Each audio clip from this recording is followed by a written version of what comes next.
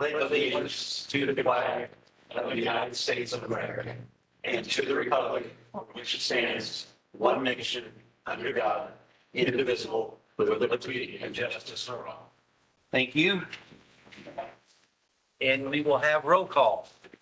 Commissioner Clausen. Here. Commissioner Cox. Here. Commissioner Graven. Here. Commissioner Phipps. Here. Mayor Hall. Yes, here. Consent agenda.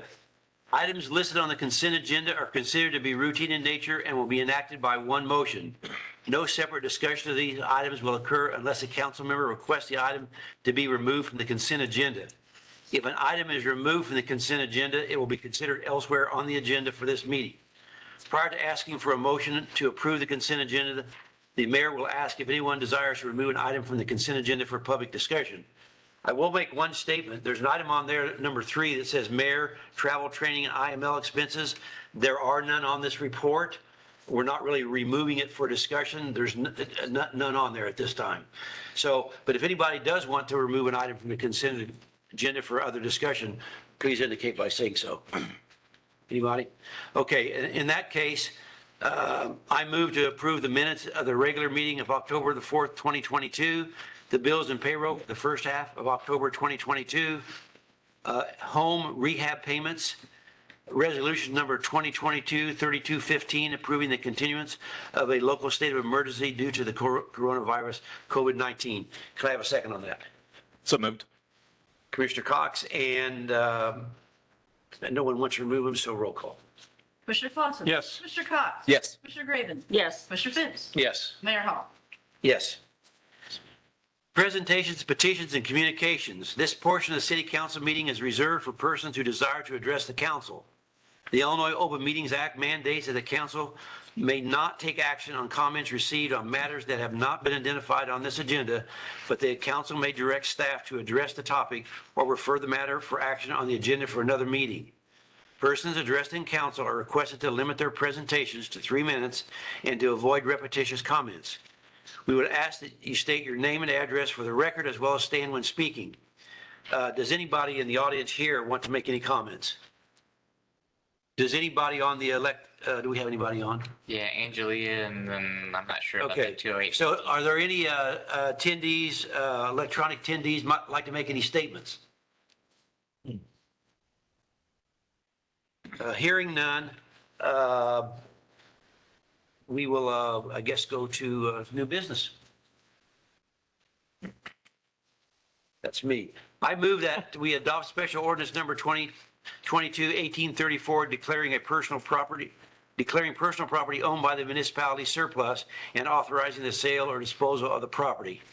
Can I have a second on that motion? Second. Mr. Cox, and any comments anybody has? I know there's only 2 items on that. There's a Ford Explorer with over 100,000 miles, and then there's also another Ford Explorer that's been totaled. That's the only 2 items on that list. Does anybody have any questions about or any other comments about the items? Okay, then roll call. Commissioner Cox. Yes. Commissioner Graven. Yes. Commissioner Phipps. Yes. Commissioner Clausen. Yes. Mayor Hall. Yes. I move to adopt special ordinance number 2022-1835, authorizing the sale of real estate owned by the municipality located at 2017 Western Avenue to Carl W. Bartels and Kelsa J. Bartels for payment in the amount of $5,800 and authorizing the mayor to sign all necessary documents to complete the transaction. And I need a second on that motion. I'll second it. Commissioner Phipps, and any comments on that property or anything? I'll just say that this is the first property that we've sold since I've been here through auction, as opposed to sealed bids. I was really happy with the results. Our auction did a really good job. We did the online auction, which was really low maintenance, and feel like you give people who we negotiated with in the very first place, the people who asked to buy something, a clear opportunity to purchase it at whatever price it turns out to be, which is very interesting. Do we know what the Bowers expenses are going to be related to it? So we pay $500 just to have it listed. And then the buyer pays 5% of the final asking price.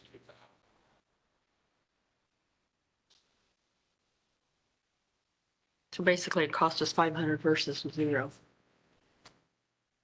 Say that again, Sandy, I didn't hear you. I said, basically it cost us 500 versus 0 if we'd done it by sealed bid, so. But still, you're right, I agree that, We made the change after the Little Barrage by Salvation on Yeah.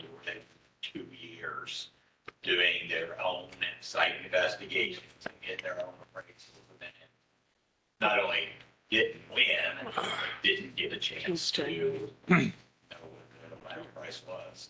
Right.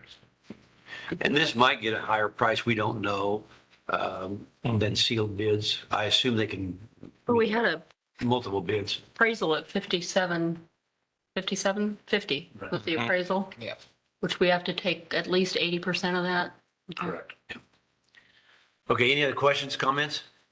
Roll call. Commissioner Graven, Yes. Commissioner Phipps. Yes. Commissioner Clausen, Yes. Commissioner Cox. Yes. Mayor Hall. Yes. I move to adopt special ordinance number 2022-1836, granting a special use located at 1021 North 33rd Street for the purpose of constructing a solar farm. Serenity Solar LLC and Marilyn Degler McLean petitioners. Can I have a second to that motion? I'll second it. Commissioner Phipps, and any discussion on that item?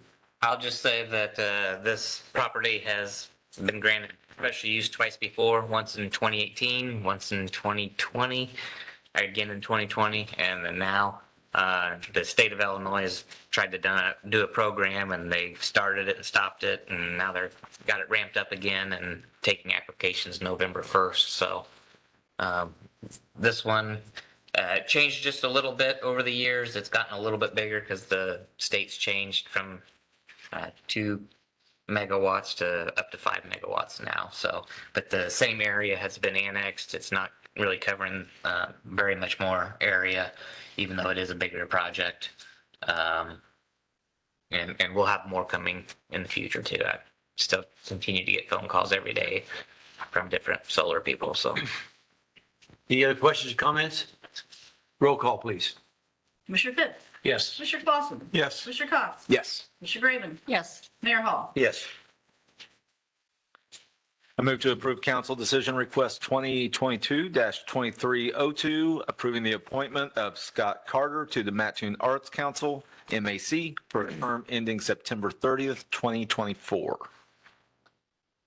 And can we have a second on that motion? I'll second.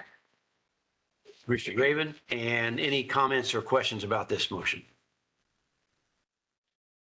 Okay, hearing none, a roll call. Commissioner Clausen. Yes. Commissioner Cox. Yes. Commissioner Graven, Yes. Commissioner Phipps. Yes. Mayor Hall. Yes. A motion to approve council decision request 2022-2303, authorizing the employment of Sean Wernsnig to the Public Works Department Labor Pool as a maintenance worker 3 position effective October 24th, 2022, pending drug testing and background checks. And a second on that motion? Second. Commissioner Clausen, and any questions or any comments about this position or the person? So I'll just say, as everyone knows, 2021 was a really rough year in terms of trying to hire. I think everyone in town will tell you the same story. This year has just been fantastic. This is the third good hire this year. The really good hiring. Last year, that makes 4. And we have one more full-time. This individual is a full-time construction worker. That's what he has done his whole life. And we have another full-time construction worker that will be on an agenda in November. So really, really happy with this particular individual, but also just the bigger picture of our salaries are the same, but we're tracking a lot. And this is a budgeted and a void position, actually, wasn't it? This was a budgeted one? Yes. Okay. Okay, any other comments? Roll call, please. Commissioner Cox. Yes. Commissioner Graven, Yes. Commissioner Phipps. Yes. Commissioner Clausen. Yes. Mayor Hall. Yes. I move to approve council decision request 2022-2304, awarding the November 2022 through April 2023 water treatment plant chemical bids to USALCO for alum at 28.7 cents per pound, Hawkins Incorporated for ammonium sulfate at 68.5 cents per pound, Airgas Mid-America for carbon dioxide at 10.5 cents per pound, Polydyne Incorporated for cation polymer, 89 cents per pound, Hawkins Incorporated for chlorine at $1.29 per pound, Water Solutions Unlimited for fluoride at 39 cents per pound, Water Solutions Unlimited for sodium permanganate at $1.32 per pound, and Water Solutions Unlimited for phosphate blend at $1.06 per pound.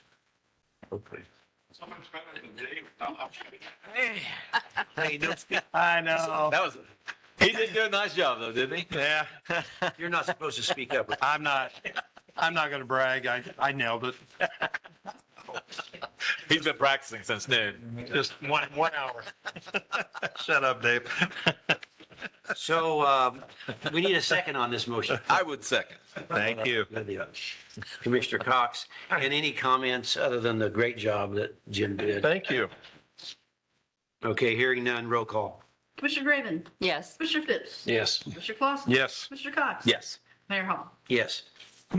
Make a motion to approve council decision request 2022-2305, approving a $500 grant by the Tourism Advisory Committee from FY 22-23 Hotel Motel Tax Funds to the Omega Nu chapter of Sigma Alpha in support of the Witches Walk and Ball to be held on October 29th, 2022, and authorizing the mayor to sign the agreement. Okay, and a second on that motion? Second. Commissioner Clausen, and any comments on this item? Hearing none, roll call. Commissioner Phipps, Yes. Commissioner Clausen, Yes. Commissioner Cox. Yes. Commissioner Raven. Yes. Mayor Hall. I abstain. So, okay, let's see. All right, department head reports. Starting with the city administrator, community development, Kyle Gill. I walked off without the number of permits, but we had basically, again, about 25 permits in the last 2 weeks. There was 4 building permits, about 8 mechanical permits, and I don't remember what the numbers were on the other ones, but the mechanical is mainly heating and or heating permits, basically, with the colder snap. So, been working on a lot of research, looking up different things for different departments, and also stuff for our upcoming arbitration in November with the fire department, comparables with other cities. So I've been reaching out to their cities and comparing budgets, comparing salary increases and stuff like that. So been putting that together for our attorneys.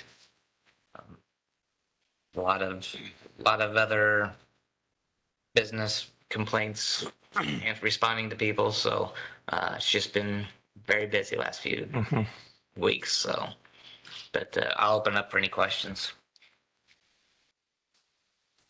No questions? Okay, city attorney Dan Jones. We had a hearing in front of Judge Bobar a couple days ago on the Quackenbush property. The judge had asked that in advance of the hearing, he get some pictures of any progress Tim was claiming to make, and they came in literally a half hour before the hearing. And so judge wanted to give us time to look at them and see if we think there was any progress there. So the thing got reset. We're going to have a telephone conference with Tim's attorney right before city court next Monday. I'll work with Kyle and Chief Gaines in the building department about our response to his claim to keep moving property.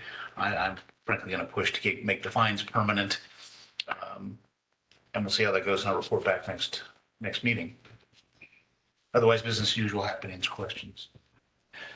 No questions? So if you would, can you clarify, clean up the property? I mean, what's the expectation here? Because Well, the idea was that the judge issued finally a fine there of over $6,000 against Tim. And he's given Tim the chance to make progress towards cleaning it up. And I think at the last hearing was pretty close to just saying there's not been progress made. I'm going to make these fines permanent. but he was going to give him one more chance. So, again, the pictures came in late this time, and so I've sent them to Kyle and to Steve Sudkamp, and I'll share them with anybody else who wants to look at them. Or if anyone wants to look at the property and give me some input, I'm happy to talk about it. But I am pushing for these fines to become permanent because I think that's the only way to get Tim's attention Yes. and keep moving on fines, but. Okay, thank you. Any other questions? And City Clerk Susan O'Brien. Just been working on various reports, had discussions with the insurance broker, preparing for benefit renewals with the health insurance, FSAs, IMRF life insurance, insurance elections, credible coverage, there's all kinds of things, and upcoming agenda items. That's about You're it. plenty busy. Fine. That's good.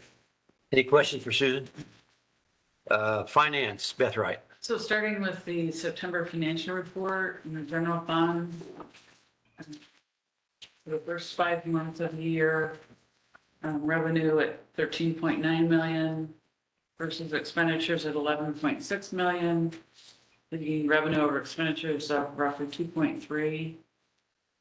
You can see that revenues are at 60.61% percentage of the budget thus far this year. So we're ahead of the 41.67, which would be the 5/12s.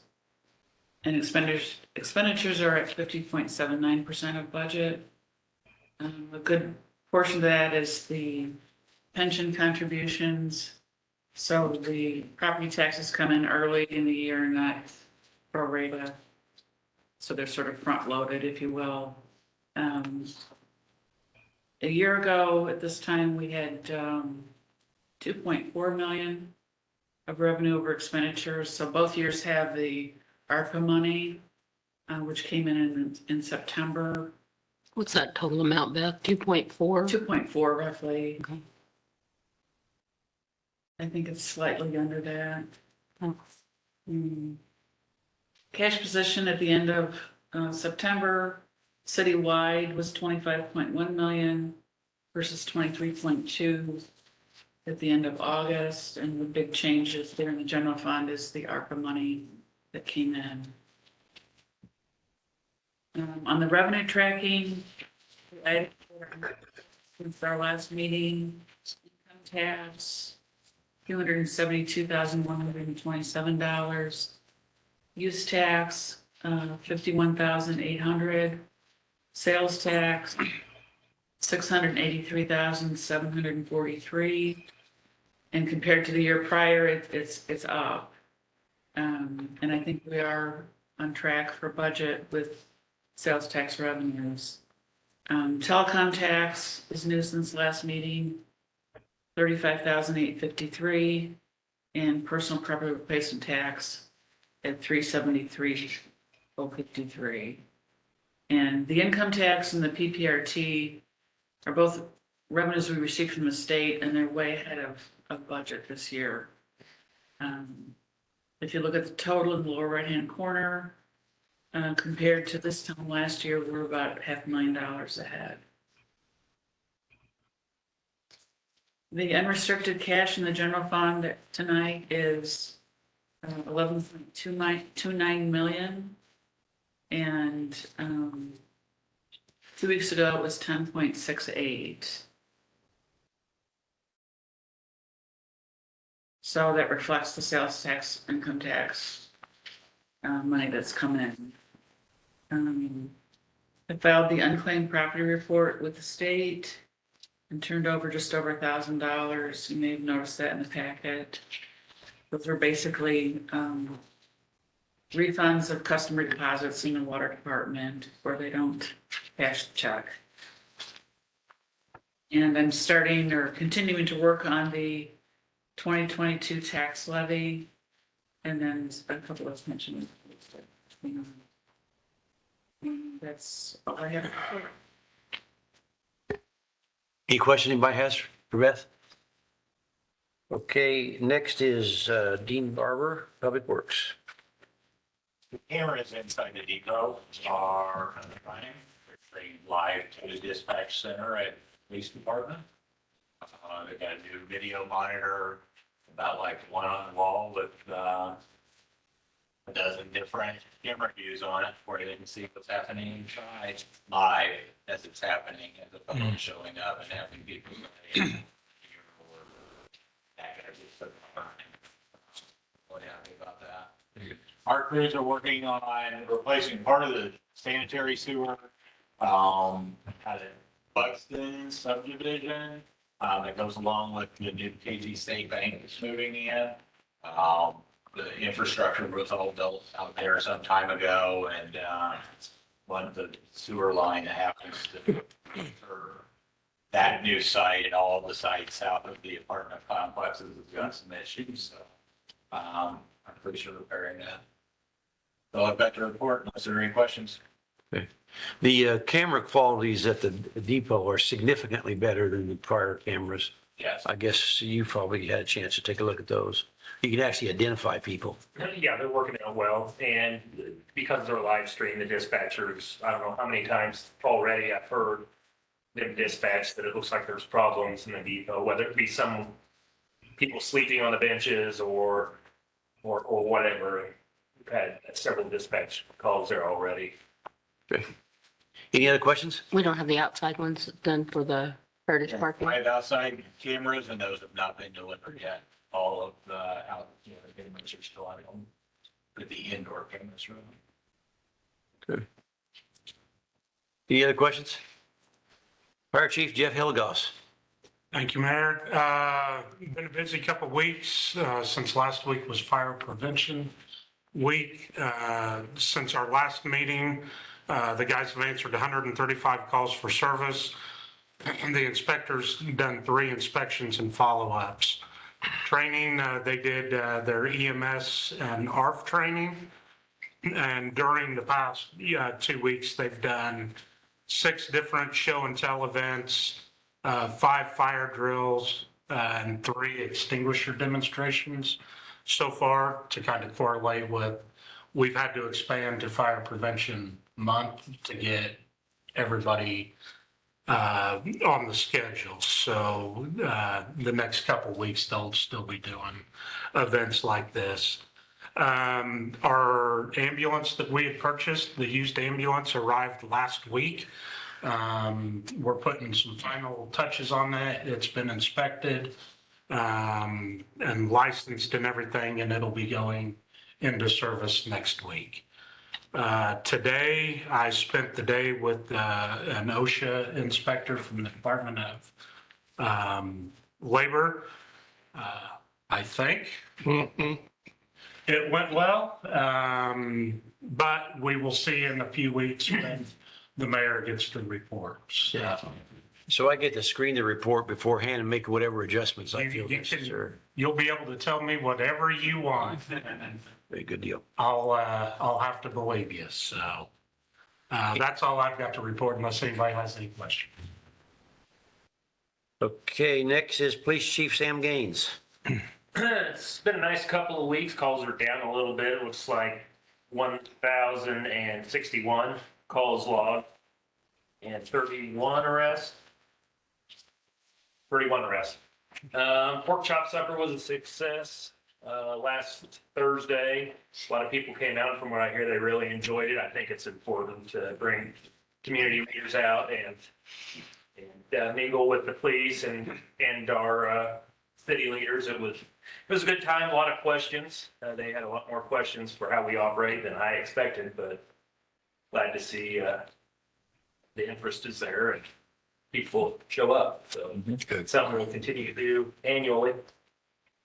And that's a project that's put on by donated funds Yes. and volunteer workers and no tax money. We've had those for many years, but because of during COVID, we weren't able to have them. And ended up, there was a lot of things going on that night, but still had a good turnout. People really enjoy it. In fact, we've already got people wanting to sponsor or donate next year. So Good. definitely keep going. Sounds good. Okay, Arts and Tourism, Angelia. Hello. We have 15 new sponsors at Lightworks coming up this season.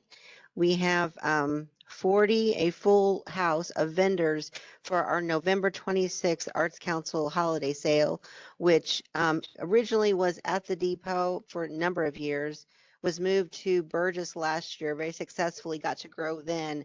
And this year will be at the Cross County Mall, which gives us an opportunity to have 40 vendors. And we have a lot of enthusiasm from folks wanting to be out there. So it's very exciting.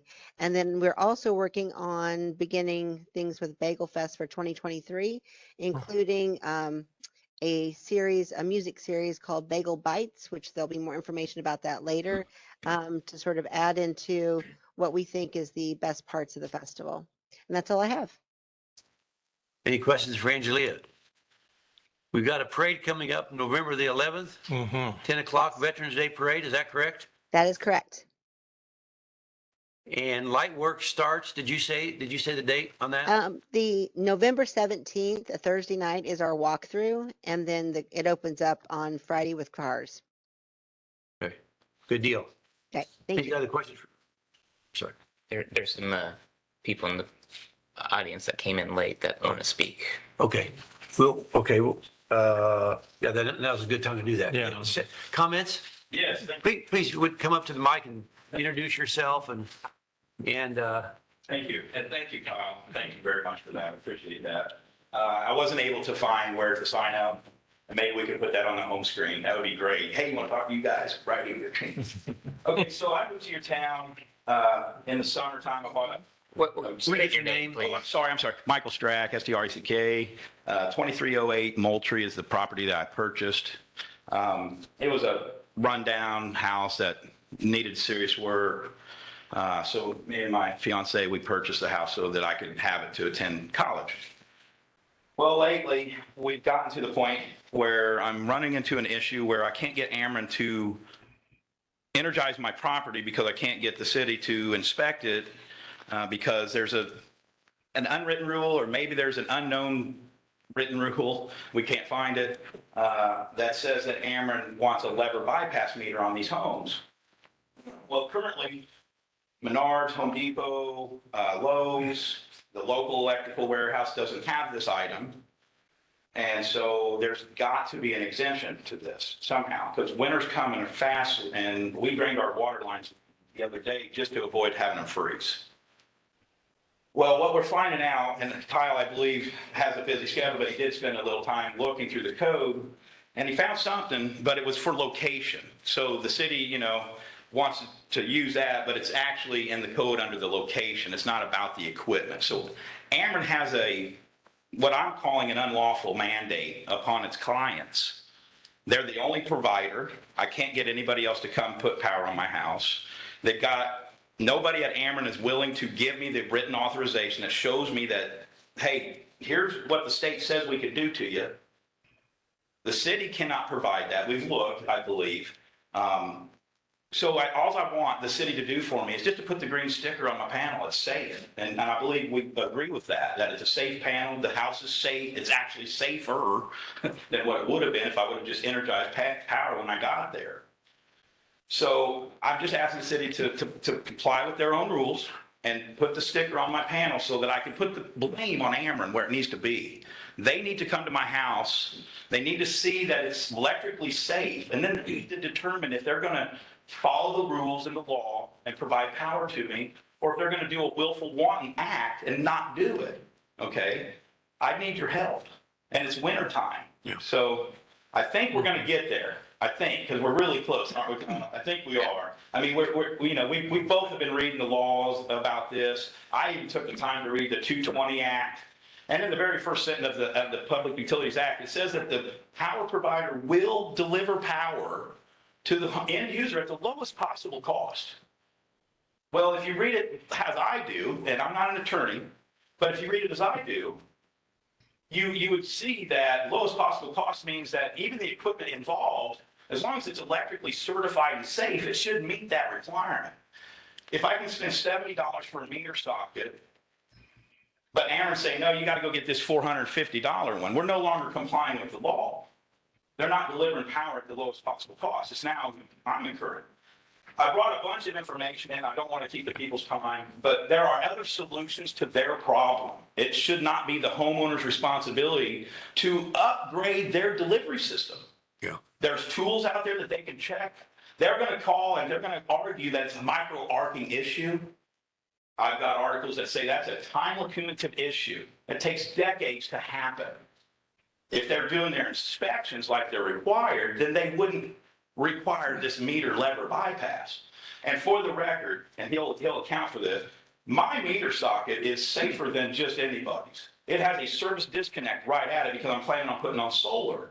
So I really have a feeling that this might be a little bit of kickback against my solar project that's coming. They're going to know there's not going to be money made at this house, you know, so they're going to have to maintain the system and they just want to do whatever. And they know when you call Ameren, and please do this tomorrow, call Ameren and say, hey, I'm going to upgrade my electrical power and I can't find one of those lever bypasses. Here's what you're going to hear. Oh, yeah, we know. Yeah. But then they're holding me accountable. And here's the worst part. Now I'm getting to it, I think. They're sending me to Effingham to buy the part.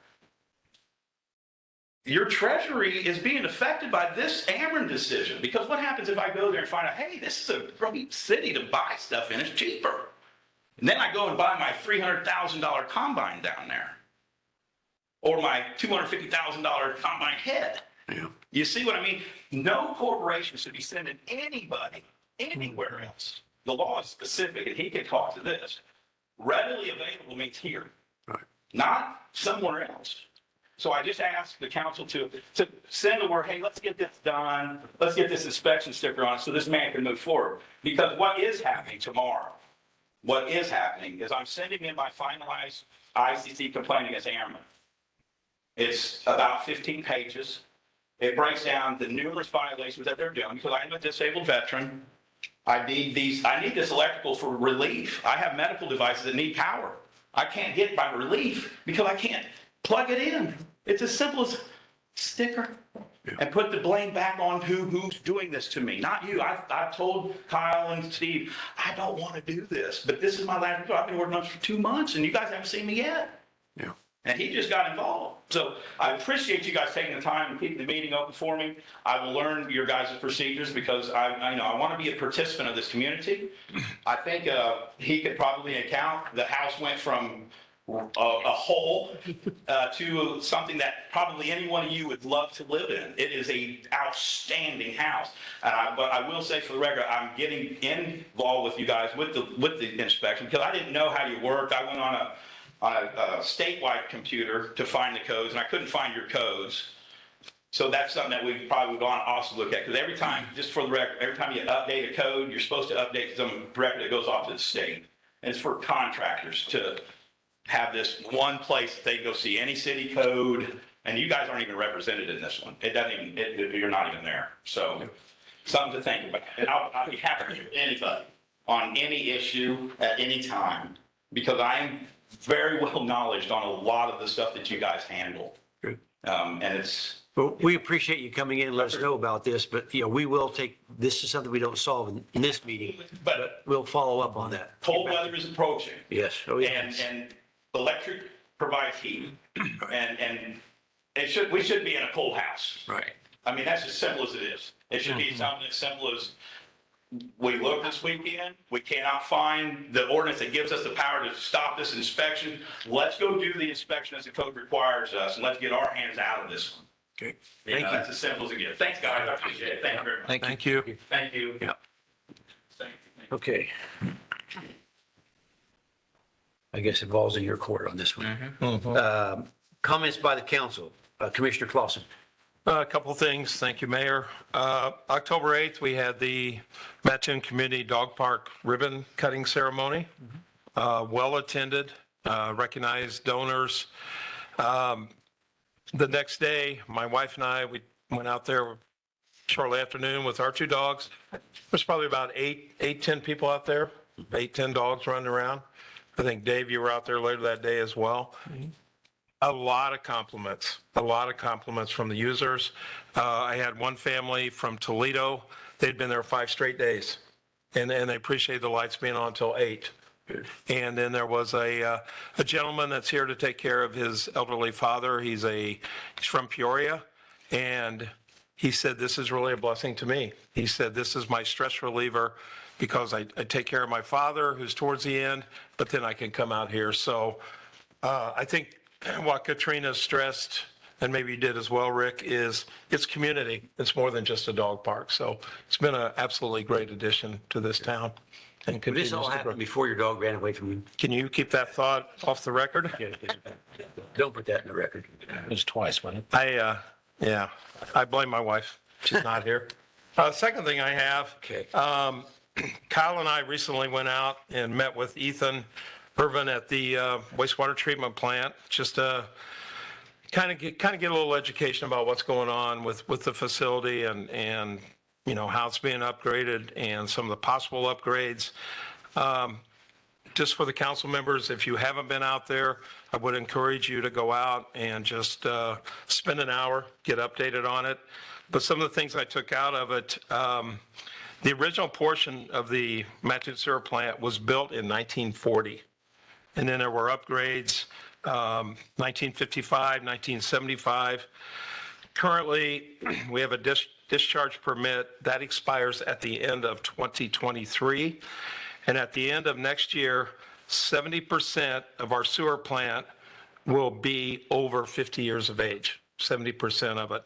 And of that 70%, 30% of that, or roughly 20% of the entire plant, will be between 65 and 80 years of age.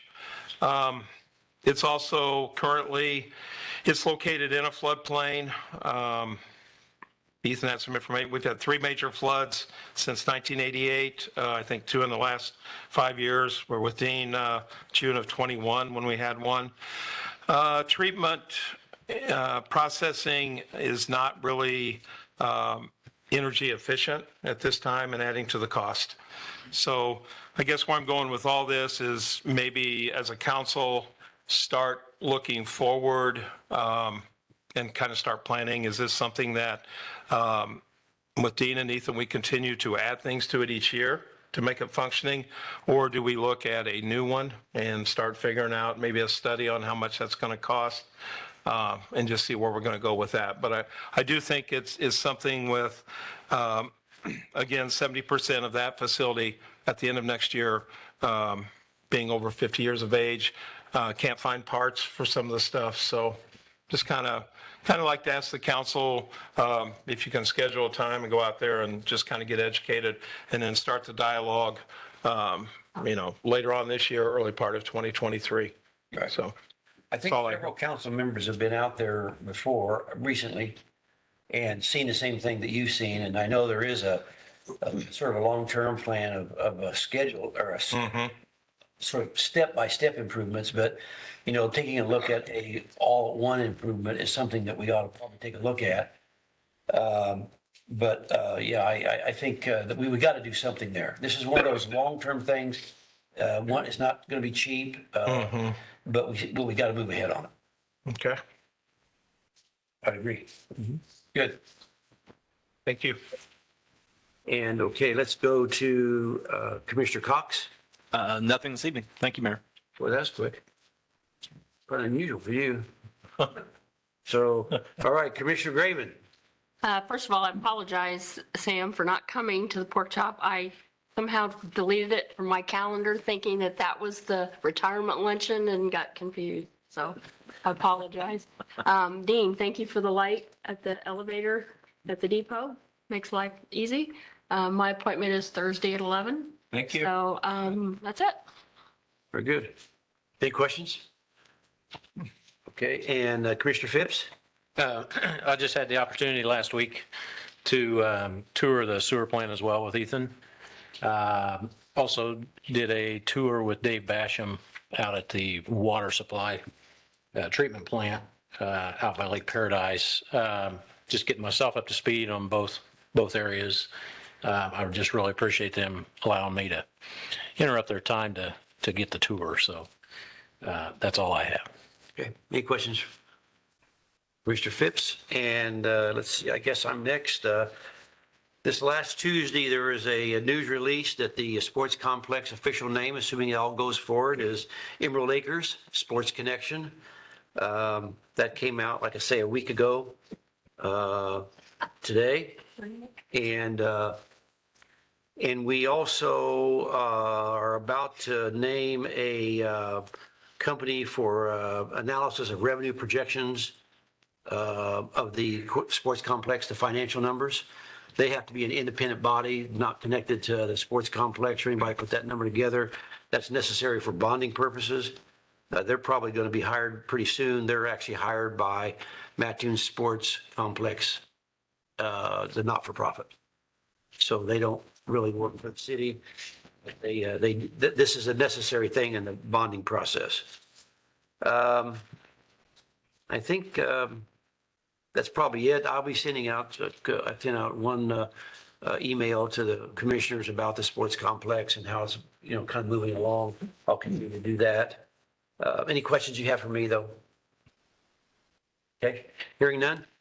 Let's see, we do have to go into recess to close session.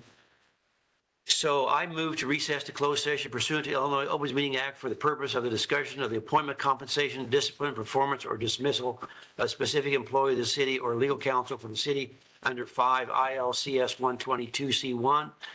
And let's see, anybody second that motion? You have I'll to second. No, sorry. Did you do that? No, Sandy. Sandy second. Who? Sandy? Yeah, Okay. sorry. And then all in favor? Oh, you do that. Mr. Clausen. Yes. Mr. Cox. Yes. Mr. Graven. Yes. Mr. Fitz. Yes. Mayor Hall. Yes. And we're not going to make any decisions after that meeting. Just so you know, we won't take any action. I don't know how long it'll take us to get back. You're welcome to stay if you'd like. You guys. At this time, I'm going to mute and pause the recording until we get back from executive session. Yep. Anybody like to make a motion about anything? Mayor, I'd make a motion, we adjourn. I'd like to have a second to that. Second. Mr. Clausen? Roll call? Mr. Cox. Yes. Mr. Graven. Yes. Was that a yes? Yes. Wow. Mr. Fitz. Yes. Darn. Circle that. Mr. Clausen. Yes. Mayor Hall. Yes. Okay. All right. Concludes the Sorry, meeting. got where it was. All right. Being adjourned. Did you ever turn it?